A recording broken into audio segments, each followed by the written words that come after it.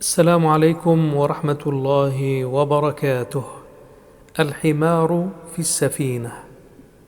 سقط الحمار من السفينة في الدجى، فبكى الرفاق لفقده وترحموا، حتى إذا طلع النهار أتت به نحو السفينة موجة تتقدم، قالت خذوه كما أتاني سالما، لم أبتلعه لأنه لا يهضم.